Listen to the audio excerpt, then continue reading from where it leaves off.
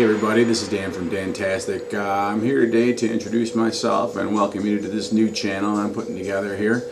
I had a brief experience with RC hobbying, flight specifically, back when I was 17 years old, and my father bought me a plane, and it was a PT-40 trainer. I managed to crash it into a tree, and by that I mean that I didn't know how to adjust the trim and I flew it straight to the scene of the crash. For what that's worth, that ended my career for a good long time. I'm 43 years old now, and I've decided I wanted to take the hobby back up. As of 2 years ago, I started with small helicopters, moved on to drones, and finally to quadcopters, that is, and then finally on to fixed-wing aircraft, as you can see from the collection on the wall here, which is unfortunately not the end of it. I decided as I got into the bigger planes that I needed a club to fly at. So I found a place. Their name was RCCD. They're based out of southeastern Detroit. They fly out of, I believe it's a Wilcott Lake State Park. I'll verify that and update as necessary. But they have a beautiful field. It is an enormous field, about 1,200 feet long by about 350 foot deep. It is more than large enough for all the flying that you'd ever want to do with just about any fixed or multi-prop aircraft that you could think of to fly. So after breaking onto their field a couple of different times to fly, without permission of course, which is my nature, my friends and family will tell you that's correct, and in that case they are not liars. I do try to tend to bend the rules a bit to fit my needs if necessary from time to time, and I needed to get onto a big field to fly the Mini Apprentice S and a couple of other larger planes that we'll get into in later episodes. After two meetings with, or at least two visits to the park and meeting several really great people, I was encouraged to come and join their club, and on the night I joined the club they had a raffle for a plane. It was a gas plane. It was a good sized plane, 102 or 106 inch wingspan.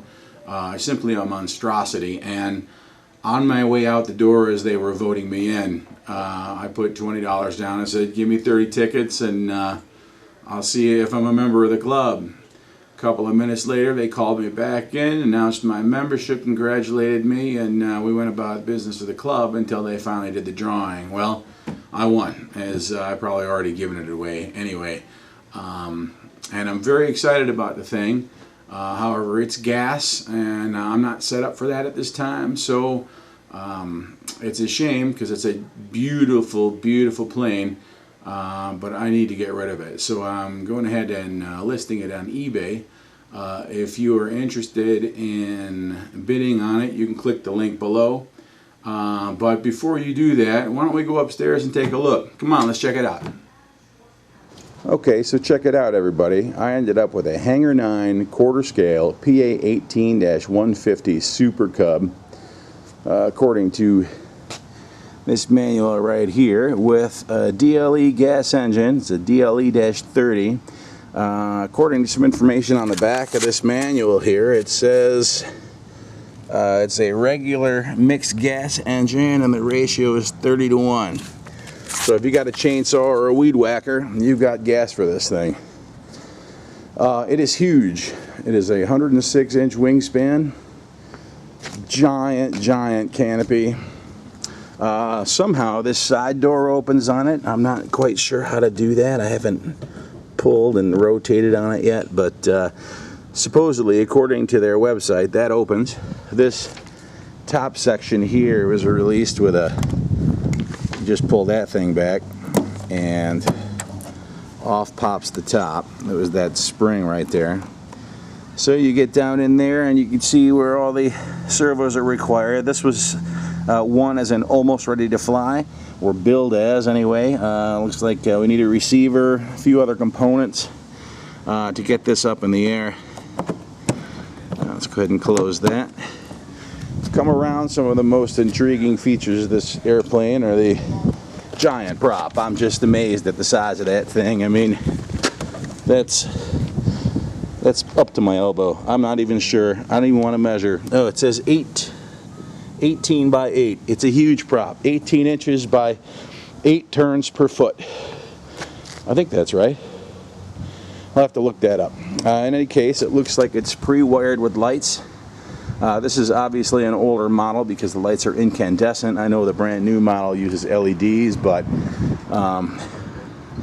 for something that's ready to go, I'm really not sure how you could go wrong with something like this. I've got, there are no servos, and you need a receiver. And that's pretty much it as far as I can tell to get this going. The elevator in the back is done with 2 servos for some reason. I'm not familiar with that at this scale, so I can't speak to it. Dual ailerons, and of course a set of ever lovely flaps to slow you down if you're going too fast on approach or you need to take off in a shorter distance. This is for sale on eBay, so if you like what you see, just go ahead and click on the link below. It'll take you to the auction where you can place bids on this bad boy. It does come with everything seen here, the manual, the engine, the other manual for the plane itself. These 2 pieces of comforter, which are actually meant to keep these support struts from damaging the underside of the wing when it's folded up for transport. Those 2 wings will slip into a bubble wrap bag to try and keep them protected as possible as well. The only other gotcha left on this to really mention is I have 7 of 8 cotter pins to support these pieces of the wing supports. So in the back there you can see one is missing, but down here we've got 2. Over here we've got 1. Where did that go? Right there. And then on the other side we have all 4 that are required there. They'll be kept in this pill bottle here, which was how I got them until sale, and they'll be yours to take with you. This is Dan, and thanks for your time, and we'll talk to you soon. Alright, I hope you're as excited about that plane as I am. I mean, she's absolutely beautiful, and if I had the room for it, really, I would probably keep it, you know, but gasoline is a huge issue for me. I'm already invested in battery power out the wazoo, for lack of a better term, so I'm really not ready to invest into the rest of the equipment required for a gasoline flight. Now, some of you out there are probably all ready to go and think gas is the only way, and you know, I think that's great. I think we can go both ways with the gas versus electric, and you know, you got yours, I got mine, and God bless us everyone. So thanks for visiting, and I will talk to you soon. Take care.